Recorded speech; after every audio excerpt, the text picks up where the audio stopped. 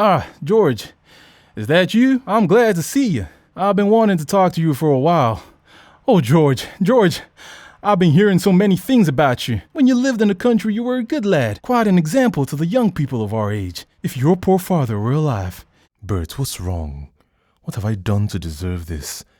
And why would my poor father have been dissatisfied with me? Don't be offended, George. I'm an old man.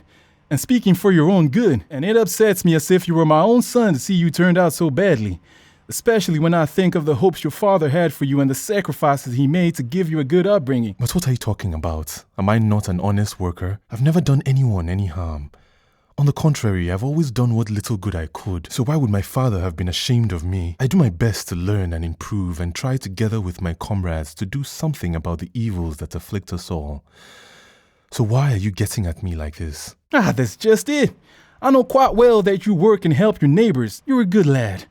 Everybody in the area says so, but haven't you been in prison several times? And it's said the police keep an eye on you, and that only to be seen talking to you is enough to get one into trouble. But I'm fond of you, and I'll speak to you in spite of that. George, take the advice of an old man.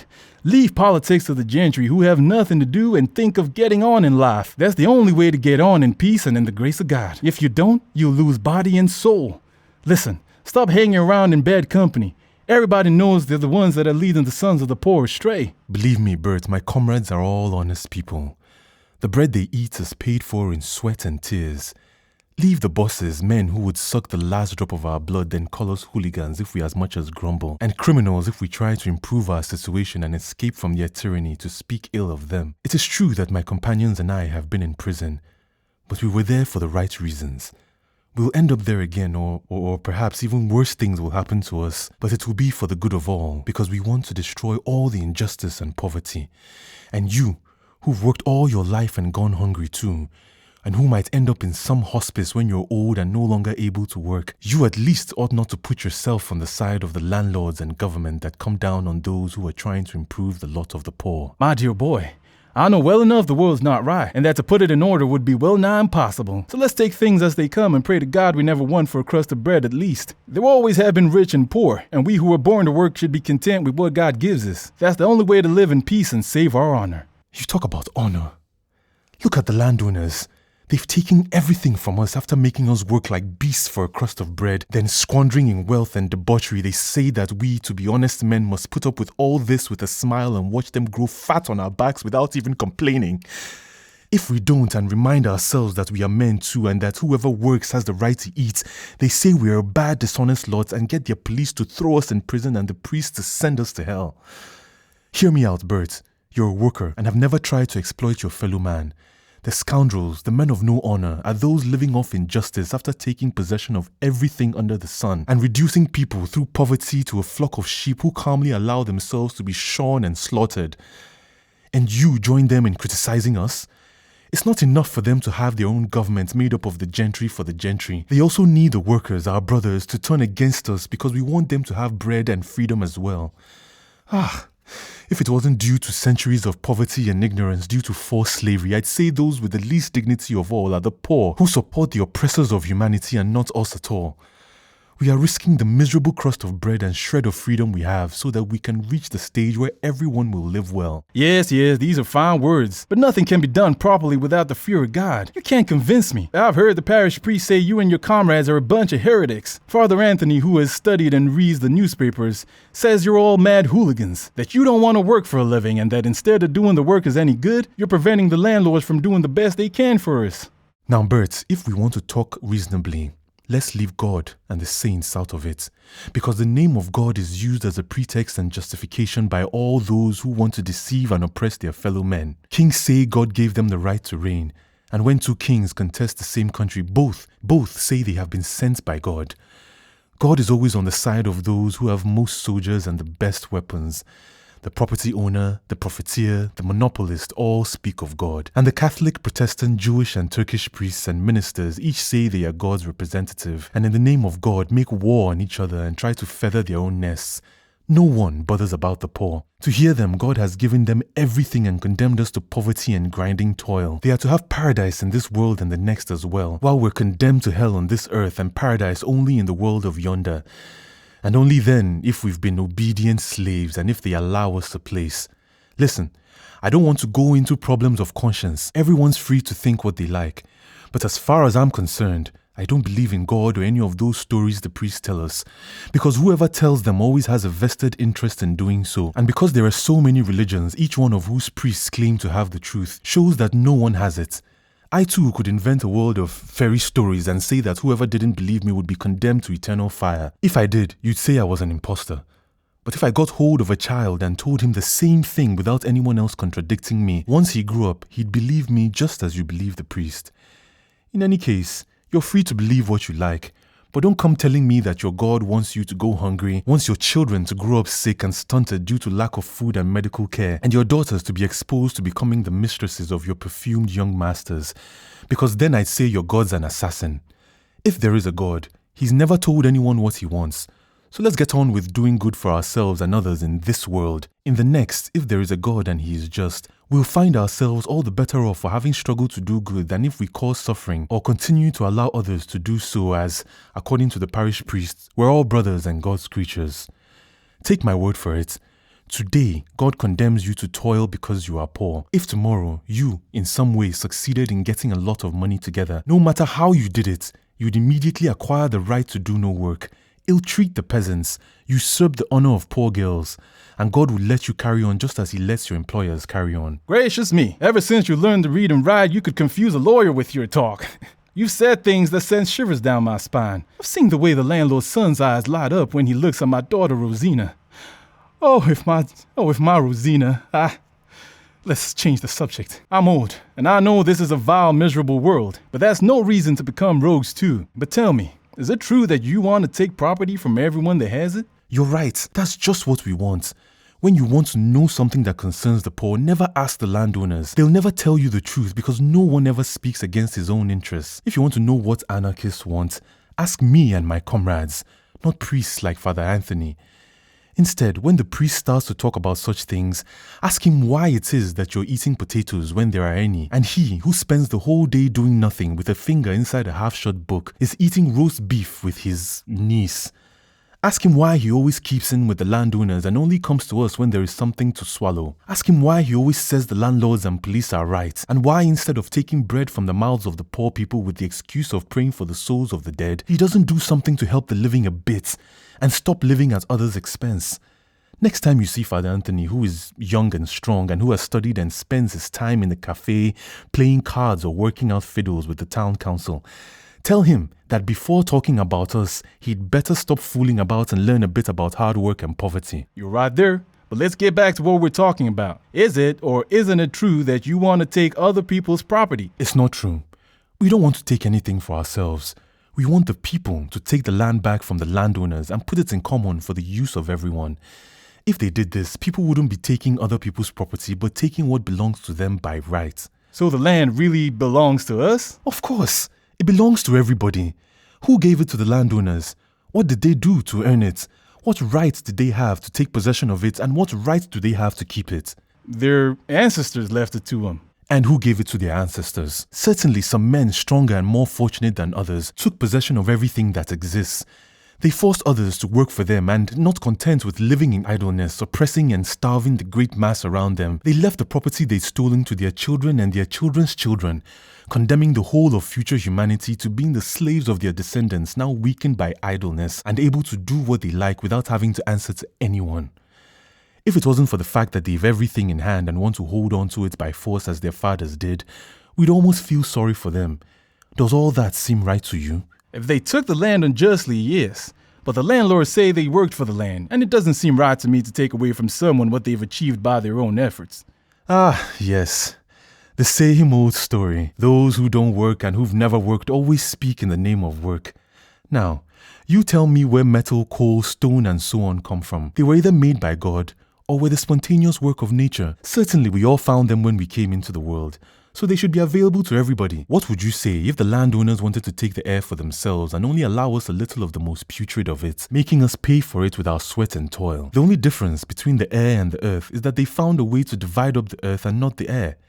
If they find a way, they'll do the same with the air as they've done with the earth. True. That seems right to me. The earth and all the things of nature should belong to everyone. But not everything was found right there in front of us. Of course, many things have been produced by the work of human beings. In fact, the earth itself wouldn't be worth much if it hadn't been reclaimed and cultivated by human efforts. By rights, these things should belong to whoever produced them. How is it that they find themselves in the hands of precisely those who have done nothing at all to produce them? But the landlords say their ancestors worked enslaved. But they should say that their ancestors forced others to work for them without pay exactly as they are doing today. History shows that the workers' conditions have always been miserable and that exactly as now, whoever has worked without exploiting others not only has never been able to save, but hasn't even had enough to satisfy his own hunger. Look at the example you have before your very eyes. Doesn't everything the workers produce end up in the hands of the bosses who just stand looking on? Today, they buy a piece of marshland cheap. They put men on it and give them barely enough to prevent them from dying from hunger, then go and idle their time away in the city.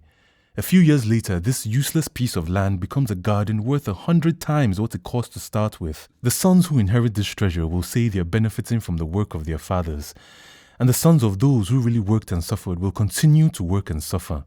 What do you think? But if the world really has always been as it is now, then nothing belongs to the landlords at all. All right then. I'll try to put everything in favor of the landowners. Let's suppose they were all sons of men who in the past had worked and saved, and the workers were all lazy squanderers. You can see what I'm saying is absurd, but all the same, even if this was the case, would the present social organization be any more fair?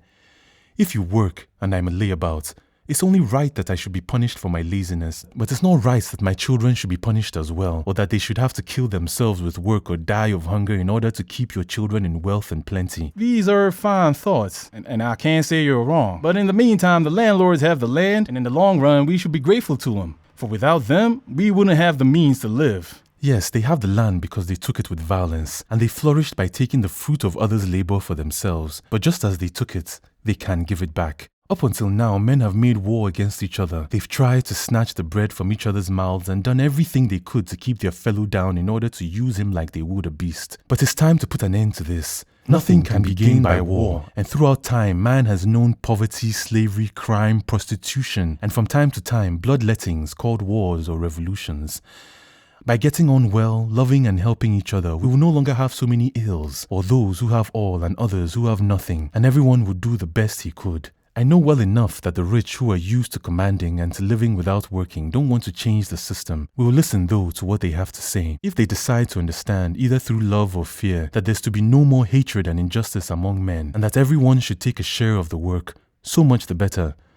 On the other hand, if they want to hold us down so they can go on enjoying the results of their and their ancestors' violence and theft, then so much the worse for them. They've taken all that they have by force, and by force, we shall take it back from them. If the poor would only agree, it's we who are the strongest. But if there were no landlords anymore, how would we live? Who'd give us work? I can't believe it. Look, you see it every day. It's you who till the soil, sow the seeds, reap the harvest, grind and carry the wheat to the barn. It's you who make the wine, the oil, the cheese, and you ask how you could live without the landlords? Ask rather how the landlords would survive if it wasn't for us poor fools. Workers of the land and the city who feed and clothe them and provide for their children so that they can have a good time. A few minutes ago, you wanted to thank your bosses because they give you the means to live.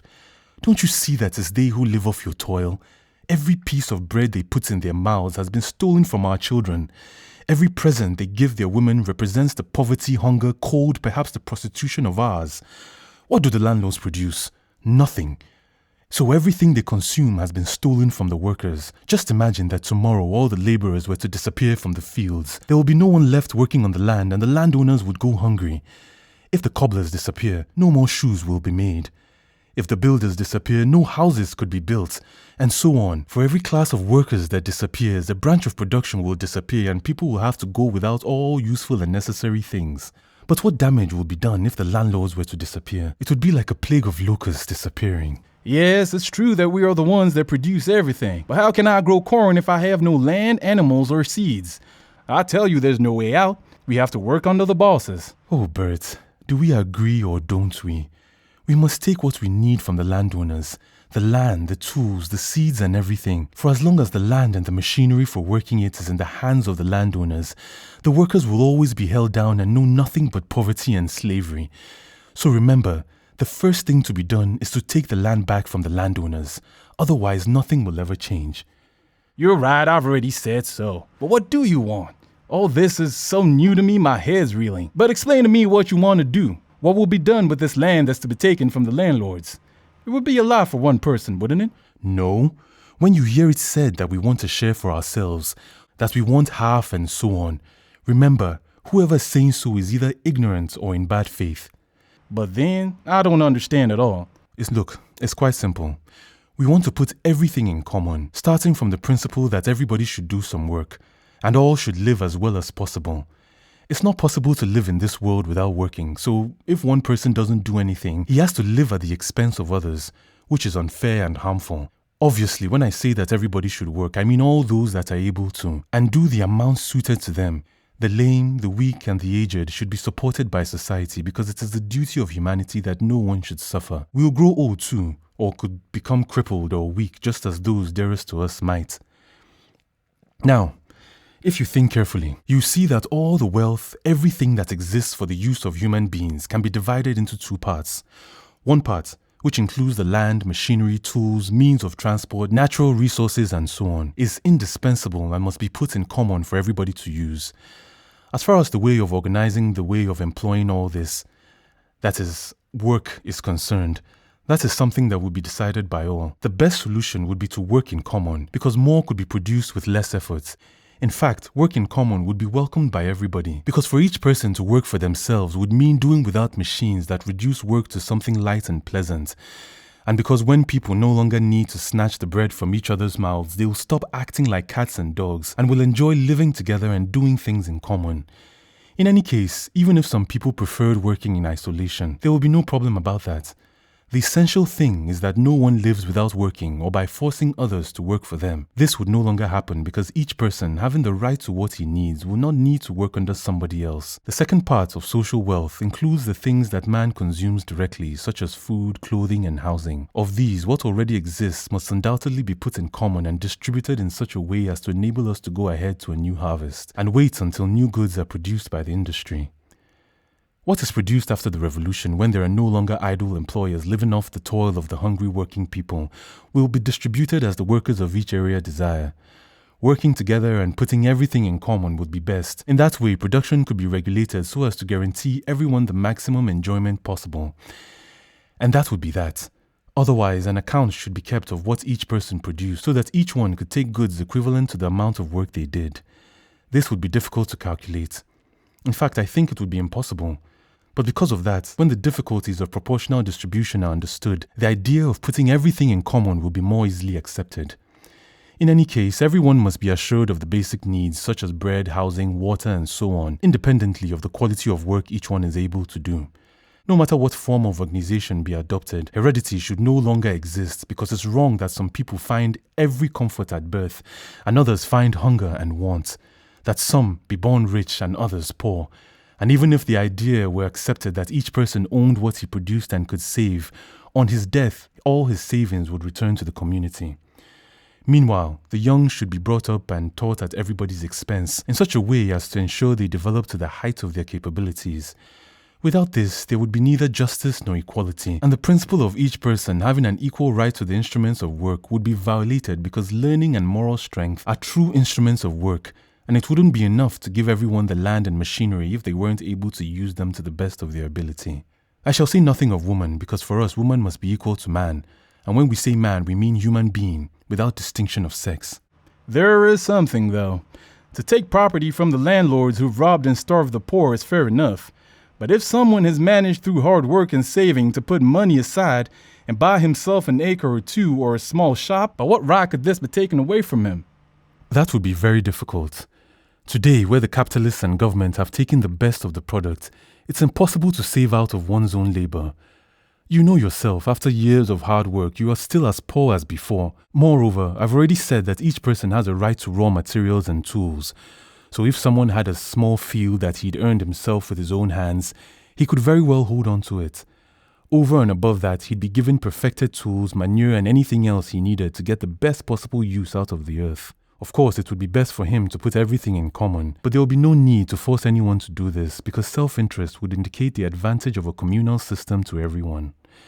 Each person would be so much better off working the land in common than doing so alone, and especially with the invention of new machinery, isolated work would become less and less fruitful. Ah, machines. They should all be destroyed.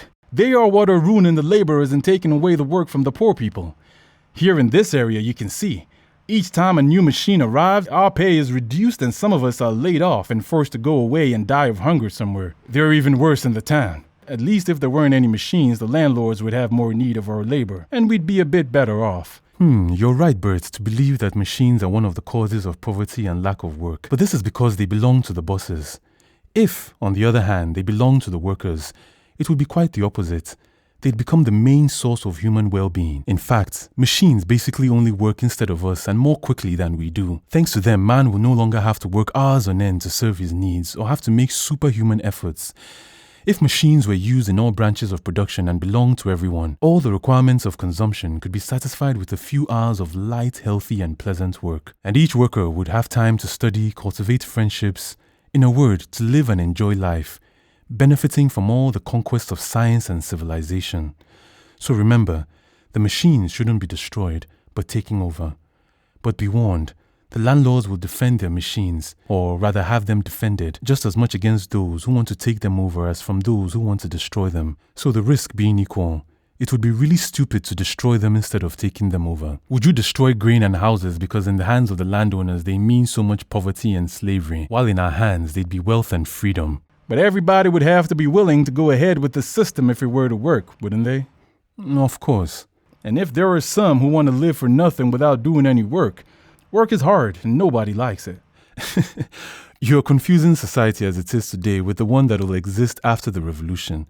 You said nobody likes hard work, but would you be able to spend days on end doing nothing? Not me, because I'm accustomed to hard work. When I've got nothing to do, I don't know what to do with my hands.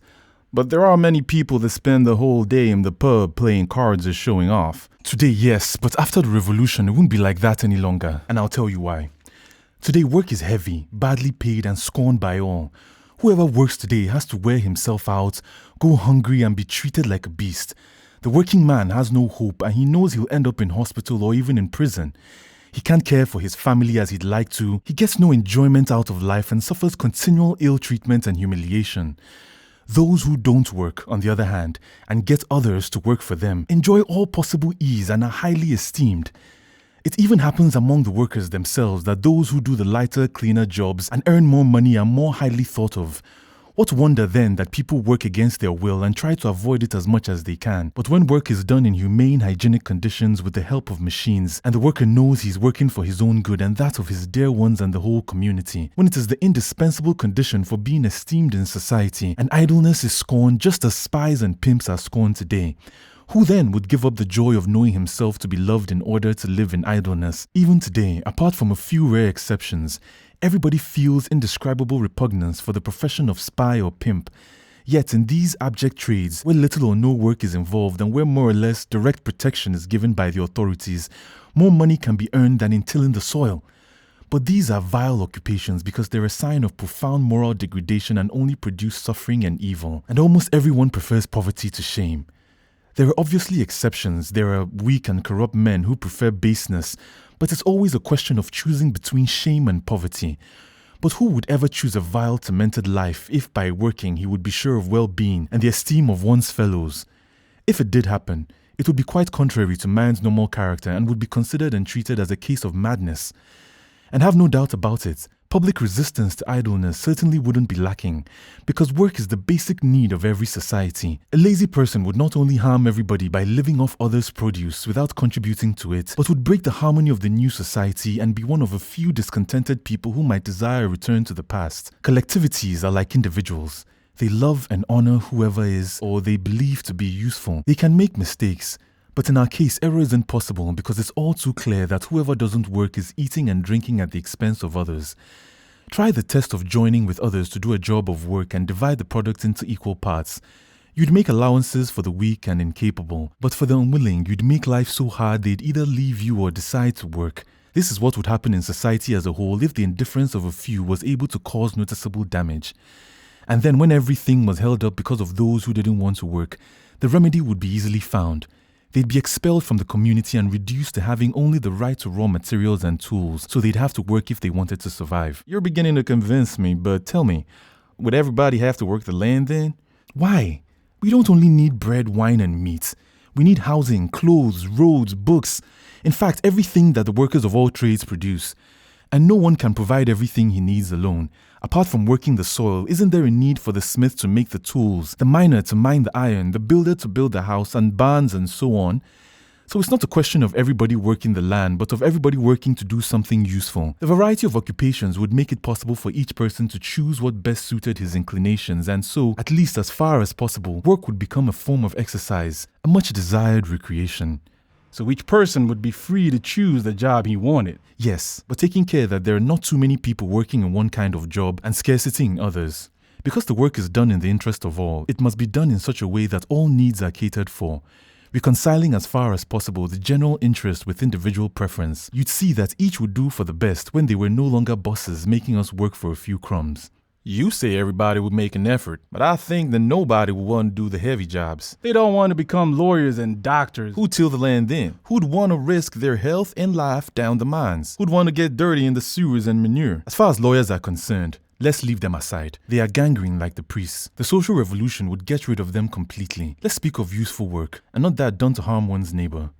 Even the street assassin, who often has to put up with great suffering, becomes a worker too if we don't. Today, we prefer one job to another, not because it's more or less suited to our faculties or corresponds more to what we want to do, but because it is easier for us to learn.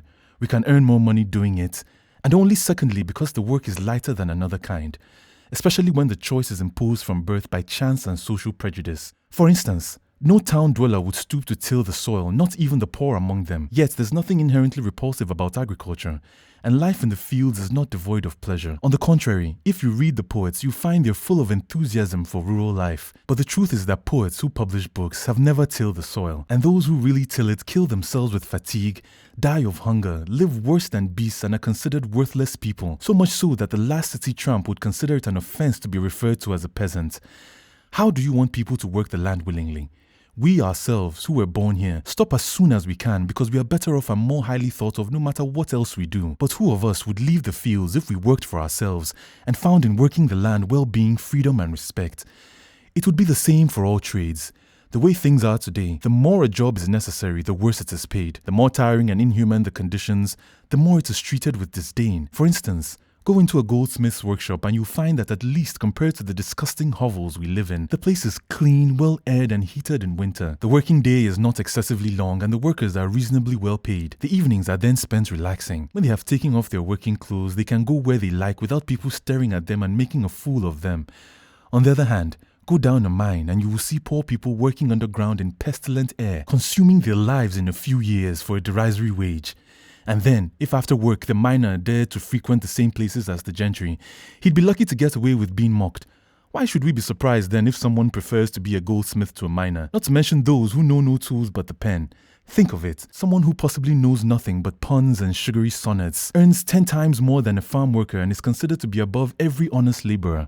Journalists, for example, work in elegant offices, cobblers in filthy basements. Engineers, doctors, artists and teachers, when they have work and know their job well, live the life of the gentry, while builders, nurses, artisans and you could also add general practitioners and primary teachers are going hungry and even killing themselves through overwork. Be careful.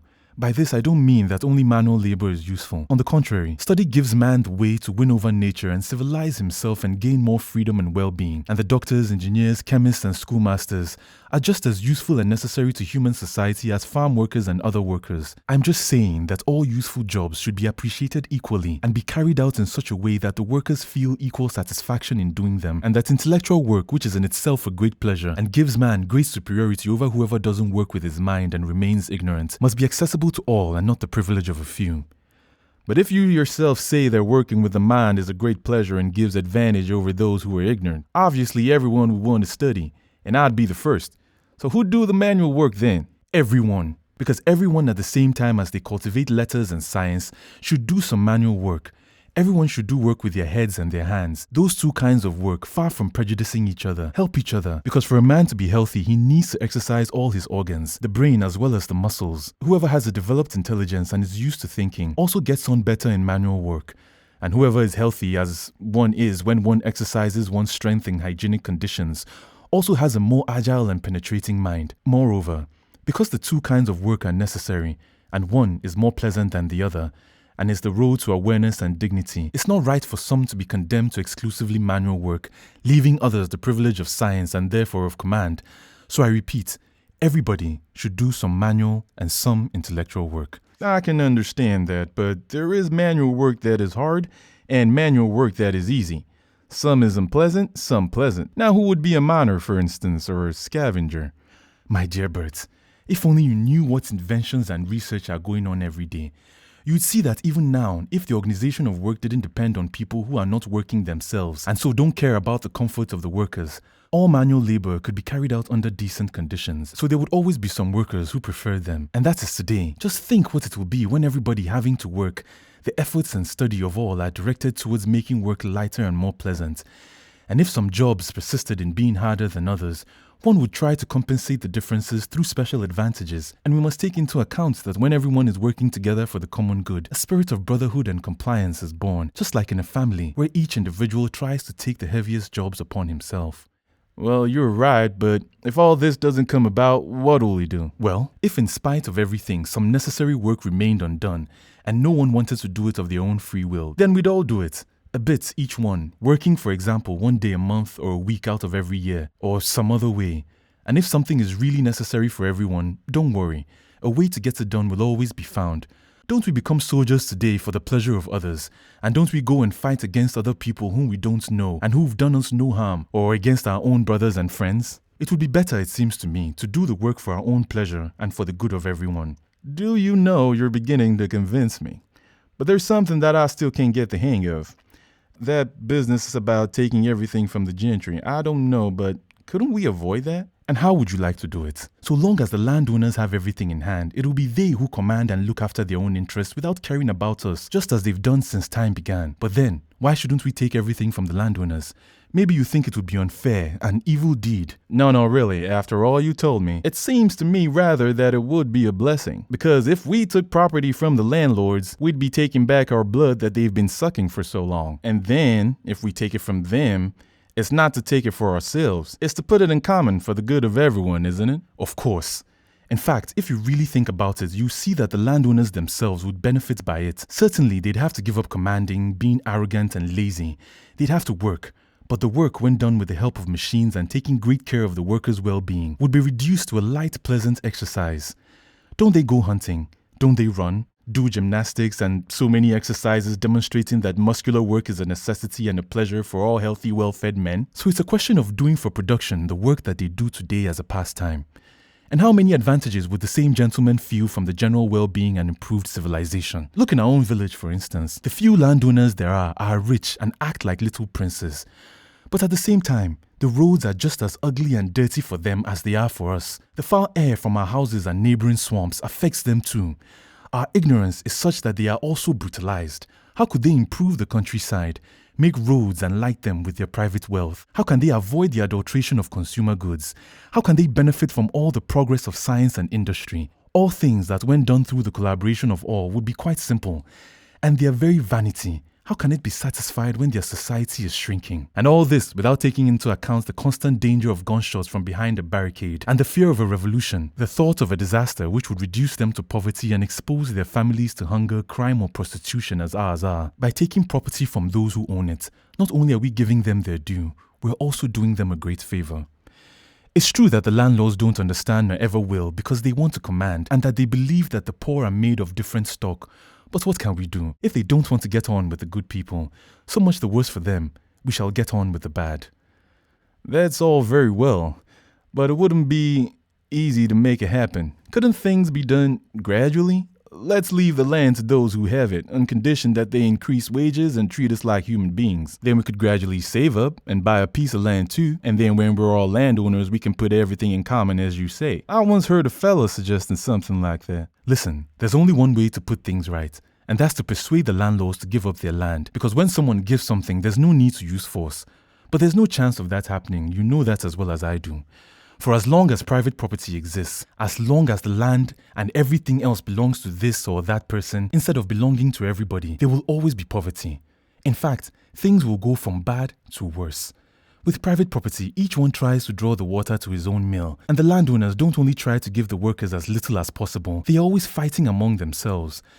Generally speaking, each one tries to sell his goods for as much as he can get and buy for as little as possible. So what happens? As the landowners, manufacturers and large merchants can produce and buy goods wholesale, provide themselves with machines and take advantage of favorable market conditions and wait for the right moment to sell, or even sell at a loss for a time, they end up ruining the weaker proprietors and shopkeepers. The latter gradually sink into poverty and they or their children are forced to do casual labor. This is something we see every day. In this way, the men who work alone or with a few journeymen in small workshops are obliged, after a bitter struggle, to shut shop and go to look for work in the big factories. The small proprietors, who cannot even manage to pay their taxes, must sell their houses and fields to the large proprietors and so on. In this way, even if some good-hearted employer wanted to improve his workers' conditions, he'd only be ruined by competition and would most certainly go bankrupt. On the other hand, the workers, driven by hunger, must compete against each other, and as there are more hands available than demands for work, not because there isn't work that needs doing, but because the bosses only employ the number of men that suits them, so they have to snatch the bread from each other's mouths. And no matter how little you are prepared to work for, there will always be someone willing to work for less. In this way, every step towards progress becomes a disaster. A new machine is invented. Right away, large numbers of workers are put out of work. Stop earning, cannot consume, and therefore indirectly also take work away from others. In America, wide expanses of land are cultivated and much grain is produced. The landowners sell their grain to Europe to get a higher price for it without caring whether the people in America have enough to eat. Here, the grain costs less, but the poor are worse off instead of better because the European landlords stop cultivating the land as the price of grain is so low it's no longer worth it, or they cultivate only a small part of it where the earth is most fertile. So a large number of peasants are put out of work. Bread is cheap, that's true, but the poor people don't even earn the little necessary to buy it. Ah, now I see. I've heard that they didn't want grain from abroad, and it seemed criminal to refuse God's blessing in that way. I thought the landlords wanted to starve the people, but now I see they had a good reason for what they were saying. No, because if grain doesn't arrive, it's bad from another point of view. The landlords then, not fearing competition from outside, sell the stuff when it pleases them and So, I've already said, everything should be put in common for the good of everyone. Then the more there is, the better off we'll be. If new machines are invented or production increases or less work is done or whatever, it is always so much gained for everyone. And if they had too much grain in one village, for instance, and sent some to us, we'd send them some of what we produce, so everyone would gain something. But if we shared things with the landlords, if they contributed the land and capital and we did the work, then we'd share the produce. What do you think? First, although you'd be willing to share, your employer certainly wouldn't. It would be necessary to use force, and as much would be needed to make them share as to make them give everything up. So why do things by half and be satisfied with a system which allows injustice and parasitism to continue and which blocks production? Then I ask, what right have a few men to take half of what the workers produce without doing any work themselves? Besides, as I've already said, not only would half the produce go to the landlords, but the total product would be of a far inferior quality than what would be achieved if the work was done in common and guided by the common interest of the producers and consumers. It's like trying to move a boulder. 100 men try one after the other and don't get anywhere, nor would they if all tried together but each pulled for his own gain and tried to counteract the other's efforts. On the other hand, 3 or 4 people combining efforts and using levers and other suitable tools would lift it up easily. If you set out to make a pin, who knows whether you'll finish it within the hour? Whereas 10 men working together could make thousands and thousands of pins per day. And as time goes on and more machines are invented, more work will be done in common if progress is to be enjoyed. While we're on the subject, I want to answer an objection that has often been made. Economists, who put together in the name of science a lot of nonsense and lies to demonstrate that the gentry have the right to live off the sweat of others, and all the learned people with full stomachs often say that it's not true that poverty is caused by the bosses taking everything for themselves, but that production is limited and there's not enough to go around. They end up saying that no one is responsible for poverty, so there's no point in rebelling against it. The priest keeps you docile and subjected, telling you everything is God's will. The economists say it's the law of nature, but don't believe a word of it. Of course, it's true that what industry and agriculture produce today isn't enough to supply everyone with the good food and comforts enjoyed by only a few. But this is because of the present system, where the bosses aren't concerned with the general interest and only produce when and what suits them, often destroying goods to keep prices up. In fact, at the same time as they're saying there's a shortage, they leave extensive land uncultivated and many laborers out of work. But then they reply that even if all the land were cultivated and everyone worked using the best known methods, poverty would return all the same because the productivity of the land is limited. People would be in a condition to have more children, so the production of foodstuffs would remain stationary while the population would continue to grow indefinitely, and scarcity with it. So, they say the only remedy for social ills is for the poor not to have children, or at least only have a few that they can bring up reasonably well. So much could be said on the problem of the far distant future. There are those who maintain, and with good reason, that the increase in population finds a natural limit, without requiring artificial breaks, voluntary or otherwise.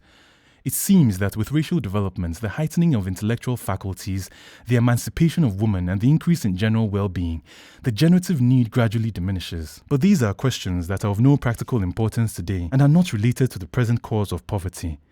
Today, it is not a question of population, but of social organization, and the remedy of not having children would not cure anything. We see that in countries where there is much land and a sparse population, there is as much poverty as there is in the densely populated countries, often far more. In spite of all the obstacles deriving from private ownership, production grows more rapidly today than the population, and the worsening of poverty is caused by overproduction in relation to the poor's means for consumption. The workers are unemployed because the warehouses are full of goods that have been produced and have not found buyers. Cultivated land is left to grow wild because there is too much grain. Prices are falling and the landlords are no longer finding it profitable to sow crops, caring nothing that the peasants are out of work and hungry. So first, we need to change the social organization, cultivate all the land, organize production and consumption in the interest of all, leaving free rein to the new methods and innovations, occupy all the immense part of the world that is still uninhabited. Then, when in spite of all the provisions, the population is really seen to be too great, and only then will it be the case for the people living in that moment to think of imposing a limit on their procreation. But this limitation should be observed by everyone, with no exception for a restricted number of people who, not content with living in abundance through the work of others, would like the exclusive right to have unlimited children. Moreover, for as long as there are poor people, limits can never be imposed on procreation because they cannot think about the general scarcity of goods when they have the most immediate cause of poverty before their eyes, the boss taking the lion's share. The poorer one is, the more uncertain one is of tomorrow, and naturally the more short-sighted and uncaring. Only when everyone would suffer equally from a food shortage could a voluntary imposed limit succeed, which no human power could impose by force. But let us go back to the question of the division of the product between owner and worker. What would you give to those who are not working? The bosses, for as long as they remain such, cannot be forced to employ people they don't need. The system of division called participation or métayage, crop sharing system, once existed for work in the fields in many parts of southern Europe and still exists today in some parts of Italy such as Tuscany. But this is gradually disappearing and will also disappear in Tuscany because the landlords find it more profitable to use casual labor. Today then, with machines, scientific agriculture and imports, it has become a real necessity for landowners to employ labor, and those who do not get there in time will be reduced to poverty through competition. Finally, if we carry on with the present system, we'll end up with property still in the hands of a few, and the laborer thrown into the gutter as a result of machines and accelerated production methods. In this way, we'll have a few large landowning bosses in the world, with a few workers for the servicing of the machinery, then domestic servants and police serving to defend the landlords. The masses will either die of hunger or live off charity. We can see already. The small proprietor is disappearing, the number of unemployed workers is increasing, and the landlords, through fear or pity for all those people who might die of hunger, are organizing soup kitchens and other works of charity. If people don't want to be reduced to begging a plate of soup from the landlord's doors or from the municipality as they've done in the past at the doors of the convents, there is only one way: to take possession of the land and the machinery and work for themselves. But if the government made new laws forcing the landlords not to make the poor people suffer, we're back in square one. The government is made up of landlords and they would never make laws against themselves. And if the poor reach command, why do things by half and leave the landlords with enough in hand as to allow them to dominate us again? Because you see, wherever there are rich and poor, the poor can shout for a while at a time of rebellion. But then, it is always the rich who end up commanding. So if for a moment we manage to be the strongest, we must take the property from the rich right away, and in such a way that they won't be able to put things back like before. I understand everything. We must make a good republic. Everybody equal, and whoever works eats, and who doesn't work goes hungry. I'm sorry, I'm old. Lucky you youngsters who will get to see these great times. Take it easy, my friend. By republic, you mean social revolution. And so to someone who knows what you're talking about, you'd be quite right. But you're expressing yourself badly because republic doesn't actually mean anything like what you have in mind. Get it well into your head that a republic is a government just like what there is now. Only instead of there being a king, there's a president and ministers who have the same powers. The king removed, the government is still called a republic, even if the Inquisition, torture, or slavery still exist. If you want a republic as they say they do in Italy, you will have to add the following changes. Instead of 2 chambers, there would only be 1, the deputies. And instead of the vote being only for those who have money or can read and write, would be for everyone. And there's nothing more to it, because all the rest, such as putting an end to military service, or lowering taxes, or providing schools, or protecting the poor, are all promises that will be kept, if it suits the landlord deputies. And when it comes to promising, we don't need Republicans, because already now, when candidates need to be elected, they promise heaven and earth, and then after they are elected, no more is said on the subject. However, all that is nonsense. So long as there are rich and poor, the rich will always command. Whether there is a republic or a monarchy, the consequences deriving from private property will always be the same. Competition regulates all economic relations, therefore property is concentrated in a few hands. Machines take the place of workers and the masses will be reduced, as we have said, to dying of hunger or living off charity. We can see that now. There have been republics and many still exist, and they have never improved the conditions of the people. Well, I'm blowed, and I thought that the republic meant that everybody would be equal. That's what the Republicans say. And their argument is that the members of parliament who make the laws are elected by the people. So when the people are not happy, they send better MPs and everything gets sorted out. In fact, the poor are the great majority, and in the last analysis, it is they who command. But the truth is quite different. The poor, who precisely because they are poor are also ignorant and suspicious, vote as the priests and bosses want them to, and will continue to do so as long as they don't have economic independence and a clear awareness of their interests. You and I, if we had had the extraordinary good luck of earning more and were able to study a little, might be able to understand what our own interests are and have the strength to face the landlord's vengeance. But the great mass will never be able to do so as long as present conditions continue. No. Facing the ballot box is not the same as a revolution, where one brave and intelligent man is worth 100 timid ones, and draws along behind him so many who alone would never have had the energy to rebel. In the face of the ballot box, what counts is number. And so long as there are priests, landlords, and governments, the number will always be for the priests, who dispense hell and paradise, for the landlords, who give and take bread as they please, and for the government, who have policemen to intimidate and employments to corrupt. And don't you know, today the majority of the electors are poor. Yet what do they do when they have to vote? Do they nominate the poor who know them and want to defend their interests? What? They ask the landlord who they are to vote for and do what he says. On the other hand, if they didn't, they'd be sacked. So you see, what do you want to know about universal suffrage then?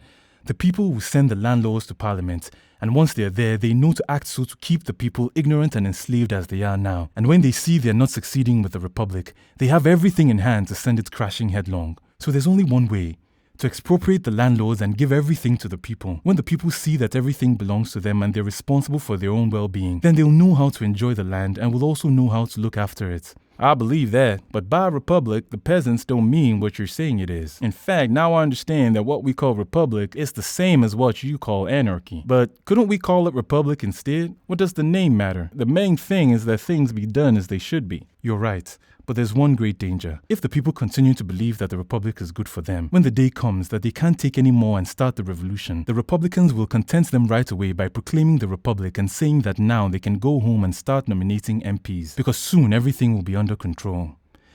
The people, credulous as always, will abandon their guns and give vent to music and merrymaking. Meanwhile, the landlords will all become Republicans. They will all be heartily for the people, lash out money and organize great festivities. They'll pay the workers a little more and get themselves put in power. Then they'll let the storm calm down gradually and prepare the forces to keep a break on the people, who will one day realize that they spilled their blood for others and that they are worse off than before. Instead, as it rarely happens that the people rebel and come out victorious, they must take the first opportunity and apply communism right away and not listen to promises. Take possession of property directly, occupying the houses, the land, and the factories. And whoever speaks of republic should be treated as an enemy. Otherwise, the same thing will happen as happened in 59 and 60. Words don't seem to matter. But it's always with words that the people have been deceived and taken for a ride. You're right.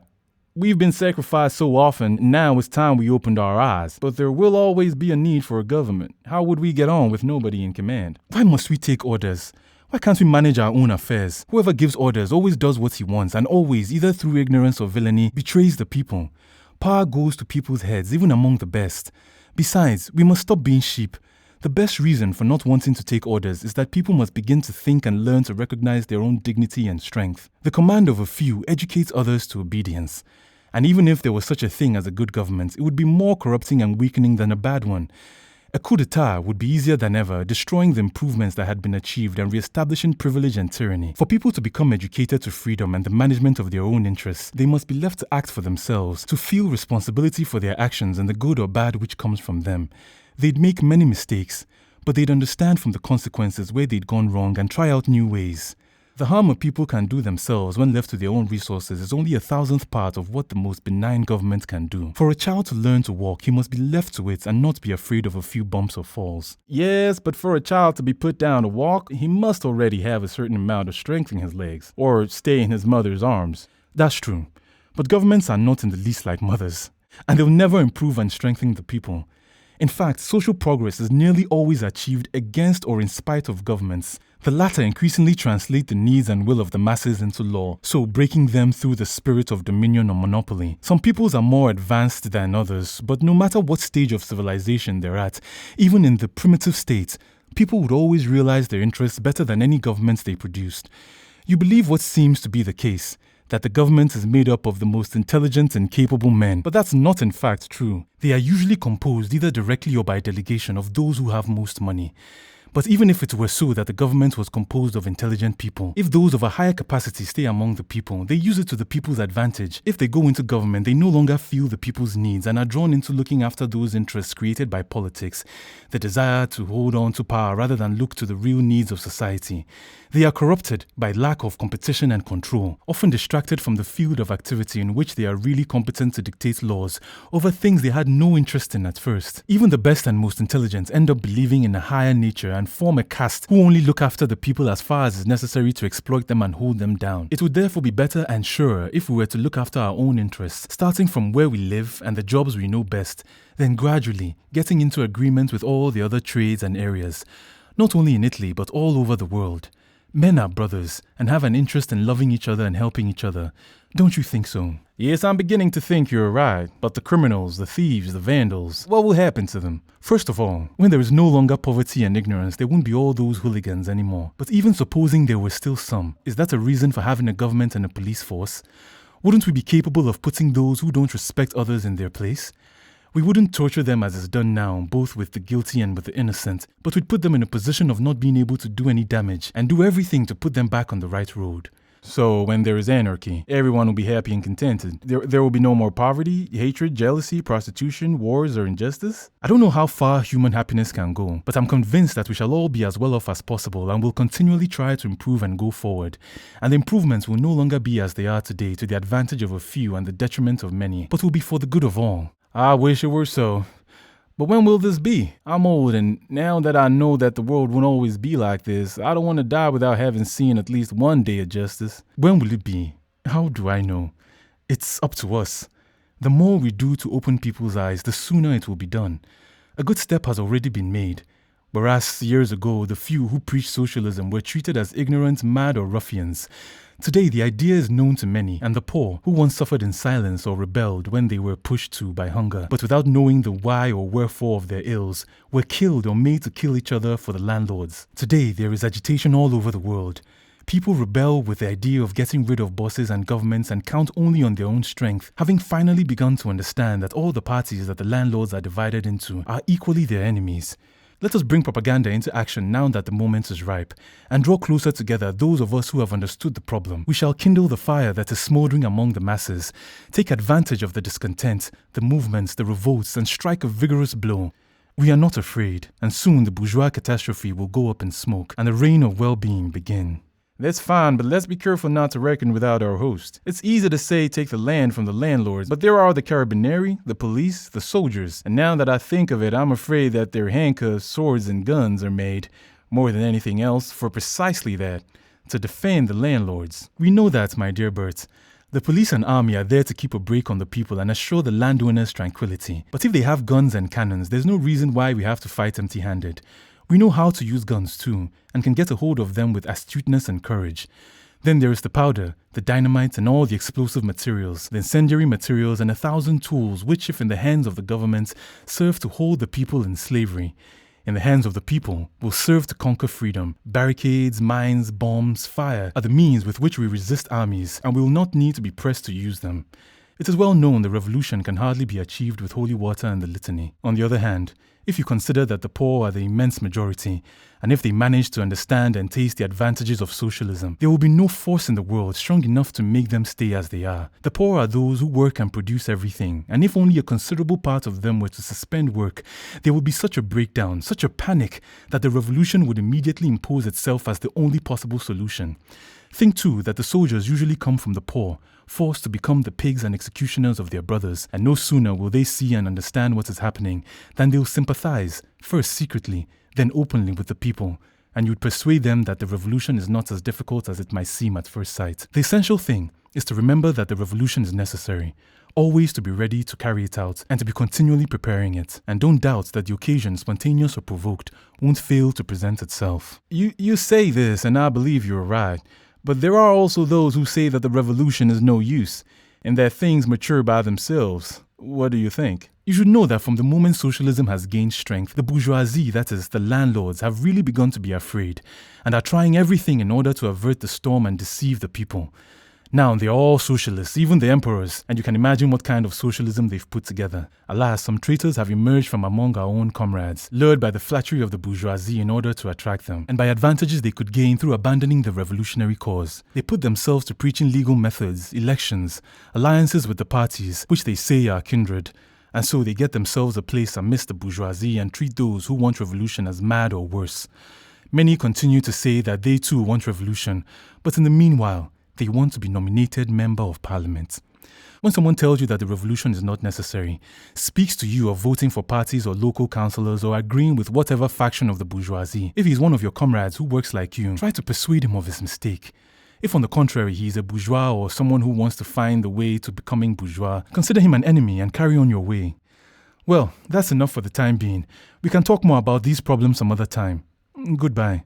Goodbye. And I'm glad you've helped me understand many things, which now you've told me I can't understand why I didn't think of them before.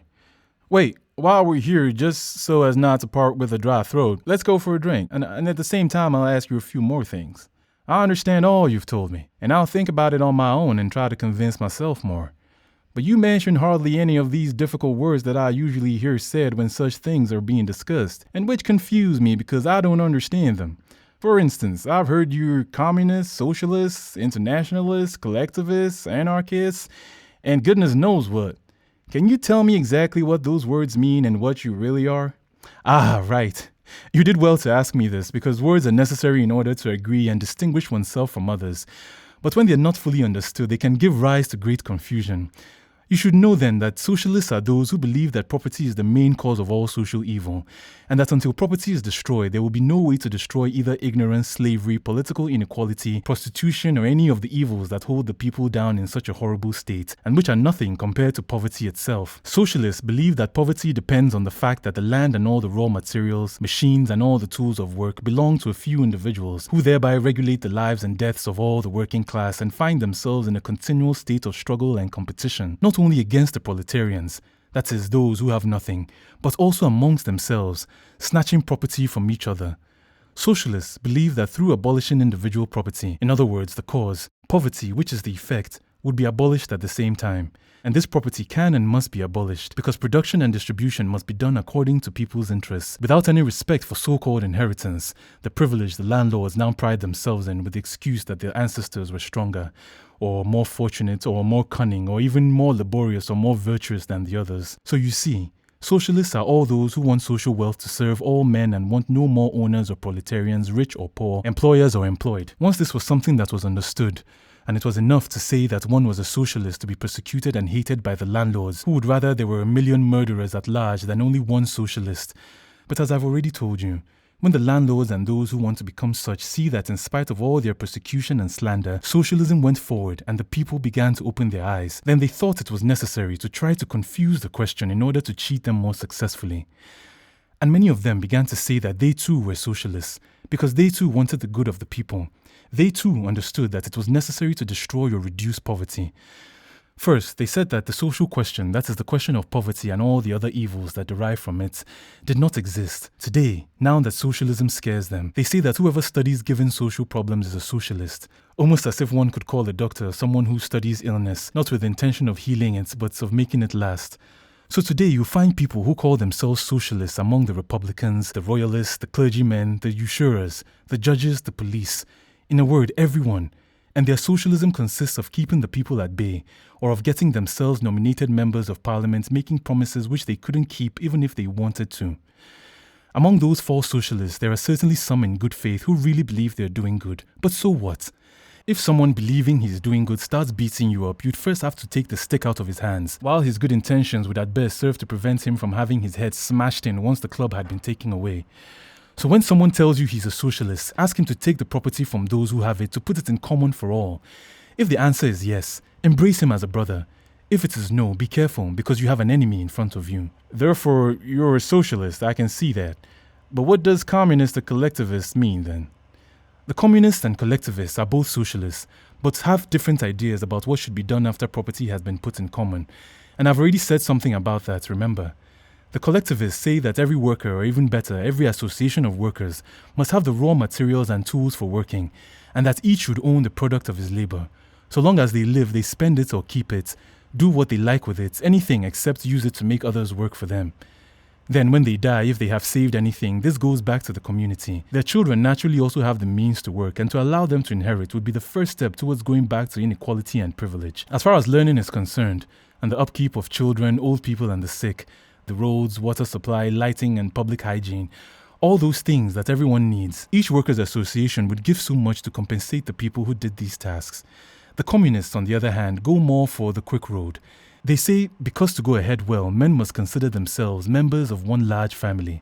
Property must be put in common because work in order to be productive and to benefit from machines must be done by the large workers' collectives. Because to benefit from all the varieties of soil and atmospheric conditions in such a way that each place produces what is most fitting for it, and to avoid competition and hatred between the different countries and people rushing off to the richest places, it is necessary to establish perfect solidarity between all peoples of the world, and because it would be the work of the devil to make out which part of a product was due to whom. Let's do one thing. Instead of getting all mixed up trying to decide what you've done and what I've done, let's all work and put everything in common. That way, each would give to society all their strength permitted until there was enough to go round for everyone, and each would take what they needed, limiting themselves, of course, in things that were scarce. Whoa, take it easy. First, you must explain the meaning of the word solidarity. Because you said there must be perfect solidarity between all men. And to tell you the truth, I don't know what you mean. Well, in your family, for example, everything you and your brothers and sons earn, you put together. Then you buy food and you all eat. If there's not enough, then you all eat a bit less. Then if you have some luck or manage to earn a bit more, it's good for everyone. If on the other hand, somebody is out of work, he eats at the table along with everyone else, and if someone is ill, there is more expense to be met. So it happens that in your family, instead of trying to take the bread from each other's mouths, you try to help each other because the well-being of one is the well-being of all, just as one's pain is the pain of all. This way, hatred and envy cannot exist, and reciprocal affection develops which never existed in a family with divided interests. This is called solidarity. It is something to be established among all men, this relationship that exists within a family where all the members really love each other. I see. Now to get back to the first question, tell me, are you a communist or a collectivist? I personally am a communist because it seems to me that when one has to be friends, it's not worth doing it in half measures. Collectivism still leaves the seeds of rivalry and hatred, but there's more to it than that. If each one could live on what he produced himself, collectivism would still be inferior to communism because it would tend to keep people isolated and therefore diminish their strength and solidarity. But it could still work. But because, for example, the cobbler can't eat shoes, the forger eat iron, nor can the farmer make all he needs himself or cultivate the land without the workers who mine the iron to make the machinery and so on, it would be necessary to organize exchange between the various producers, remembering what each had done. So the cobbler would claim as much as he could in exchange for a pair of shoes, and the farm worker on his side would give as little as possible.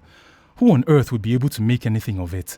Collectivism, it seems to me, would give rise to a lot of problems and would lend itself to cheating, which in the long run could take us back to square one. Communism, on the other hand, doesn't produce any such problems. Everyone works and everyone benefits by the work of all. It would only be necessary for each one to be satisfied and act in such a way that enough be produced. So in communism, there would be no need for money?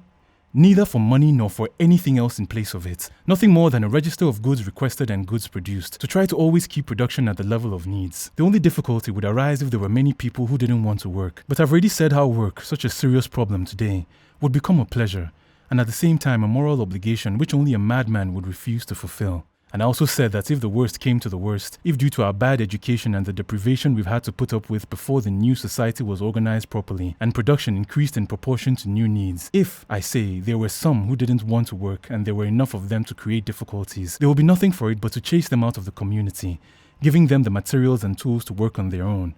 That way, if they wanted to eat, they set to work. But you see, this wouldn't happen. Moreover, what we want more than anything is to put the land in common, along with the raw materials, working tools, houses, and all the wealth that exists today. As far as organizing is concerned then, and distribution of production, people will do what they want. It is only when one gets down to actually doing things that the best system is discovered. It is almost certain that communism will be established in some places, something else in others, and then gradually, everyone will accept the system that is seen to work best. The essential thing is, remember, that no one starts ordering others about or taking over the land and tools. It will be necessary to be careful about this and stop it if it should happen. Even with arms, the rest will go by itself. I got that too. Now, tell me, what is anarchy? Anarchy means no government. Didn't I tell you that government does nothing but defend the landlords? And that as far as our interests are concerned, the best thing is to look after ourselves without anybody giving us orders. Instead of electing MPs and local councillors who go and make and unmake laws that oppress us, we will look after our own affairs ourselves and decide what to do about them. And when to put our ideas into action there is a need to put someone in charge of a project, we will tell them to act in such and such a way and no other. If it's a question of things we don't know in advance, then we'll entrust the job to those who are capable of understanding, studying, and making suggestions. In any case, nothing would be done without our decision, so our delegates, instead of being individuals to whom we've given the right to order us about, would be people chosen specially from among the most capable to deal with each single problem that may arise. They'd have no authority, only the duty to carry out what everyone involved wanted. For instance, someone would be given the task of organizing the schools, or planning a road, or seeing about the exchange of produce. In the same way as you might entrust a shoemaker to make you a pair of shoes. This is anarchy. Besides that, if I wanted to explain it all to you, I'd have to talk about it as long as I've done about all the rest. We'll speak about it at length some other time. That's fine, but in the meantime, explain a little about it to me. What is it that you want? Now you've made me curious to know. You must explain to me how on earth I, ignorant as I am, could ever understand all those things we call politics, and do by myself what all the ministers and members of parliament are doing.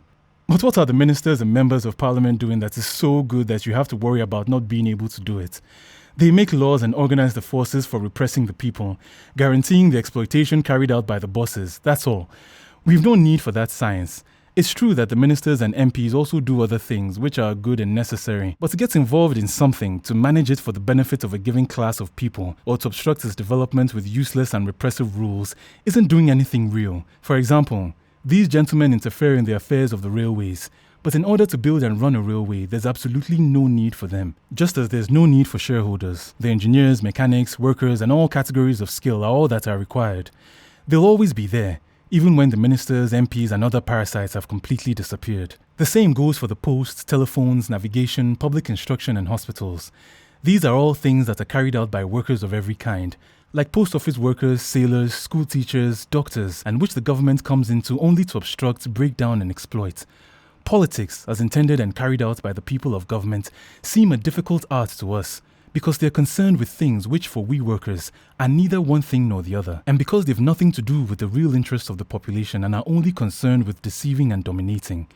If, on the other hand, it were a question of satisfying the needs of the people in the best possible way, then things would be a lot more difficult for an MP than they'd be for us. In fact, what do you expect MPs, who are always in Parliament, to know about the needs of all the cities and towns of the country? How do you expect people who have wasted time studying Latin and Greek and continue to waste it with even more useless affairs to understand the needs of the various trades?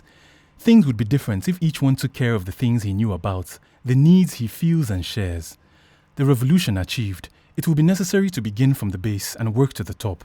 The people divide themselves into communes, and in each commune there will be different trades which will immediately, through solidarity and the impulse of propaganda, constitute themselves into associations. Now, who knows more than you about the interests of your commune and your trade? When then it's a question of more than one commune or trade reaching an agreement, the respective delegates would take their given mandates to the relative meetings and try to harmonize their various needs and desires. The deliberations would always be subject to the control and approval of those who delegated them, in such a way that there be no danger that the interest of the people be forgotten. And so gradually, one would go on to the agreement of the whole human race. But if in a village or association people didn't all see things the same way, what would happen then? The greatest number would win, wouldn't they? By rights, no, because where truth and justice are concerned, numbers don't count, and often one person alone can be right against 100 or 100,000. In practice, one would do what one could. Everything is done to reach unanimity, and when this is impossible, one would vote and do what the majority wanted, or else put the decision in the hands of a third party who would act as arbitrator, respecting the inviolability of the principles of equality and justice which the society is based on. Note, though, that the problems which couldn't be agreed upon without being put to a vote or an arbitrator would be few indeed and of little importance. There would no longer be the division of interests there are today, as each person would choose their own area and association. In other words, they choose to be with the companions they got on with best, and it would always be a question of deciding on clear things, which could be easily understood and which belong rather to the positive field of science than to the changing one of opinions. And the more one went forward, the more the vote would become something useless and antiquated. In fact, quite ridiculous, because when through experience the best solution to a problem was found, the one which best satisfied the needs of all, then it would be a question of demonstrating and persuading, not crushing the adverse opinion with a numerical majority. For example, wouldn't it make us laugh today if peasants were called to vote on which would be the best season to sow their grain, when this is something they already know from experience? The same thing would happen with everything concerning public and private utility. But if nonetheless there were some who, for one reason or another, were opposed to a decision made in the interests of all, then of course it would be necessary to take forcible action, because if it is unjust that the majority oppress the minority, it's no more just that the contrary should happen. And just as the minority have the right of insurrection, so do the majority have the right of defense, or if the word doesn't offend you, repression. Don't forget though that everywhere and in all ways, men have the inalienable right to raw materials and the tools of labor, so that they can always stay free and independent away from the others. It's true that it isn't a satisfactory solution, because the dissidents would be deprived of many social advantages which the isolated individual or group wouldn't be able to procure, and which require the combined efforts of the whole of a large collectivity. But what do you want? The dissidents themselves couldn't claim that the will of the many be sacrificed to that of the few.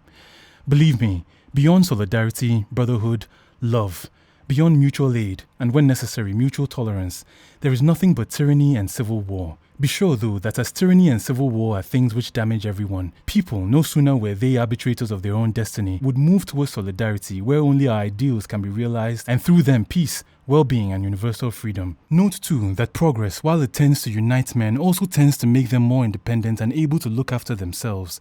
For example, today, to travel rapidly, it is necessary to use the railway. This requires the concourse of a large number of people in order to build it and make it function, so that each person is obliged, even in anarchy, to adapt themselves to the network, timetable, and other rules that the majority think best.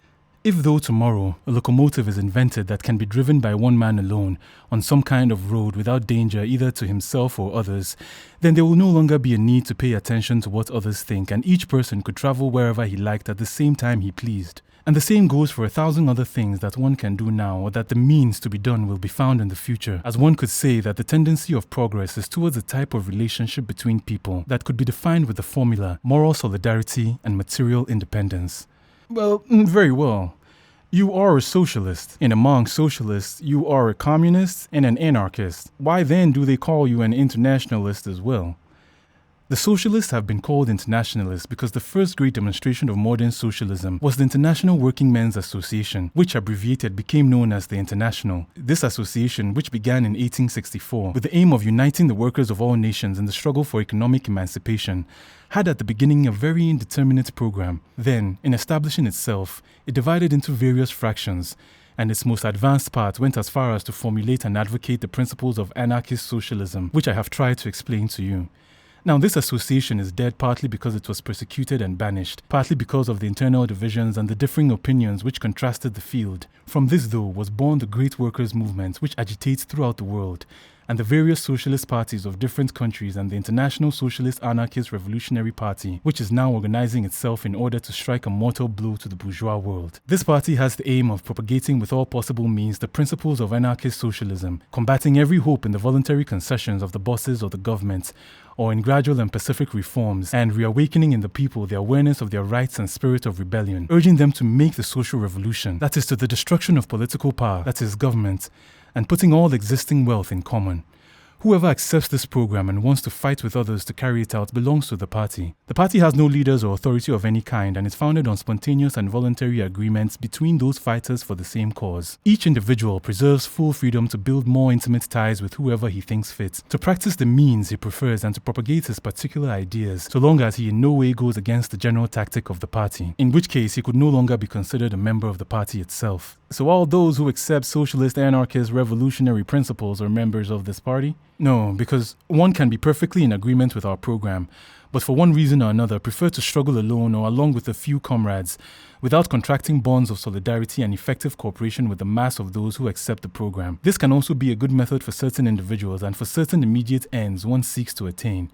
But it cannot be accepted as a general method because isolation causes weakness and creates antipathy and rivalry, where what is needed is brotherhood and agreement. In any case, we always consider friends and comrades all those who in some way are fighting for the ideas that we are fighting for. There can be those who are convinced of the truth of the idea and nonetheless stay at home without involving themselves in propagating what they believe to be right. One cannot say they are not socialists and anarchists in idea, because they think like us, but it is certain that they must have little conviction and a listless soul, because when one sees the terrible ills that afflict oneself and one's fellows, and believes to know the remedy to put an end to these evils, how can one manage, if one has a heart, to remain inactive?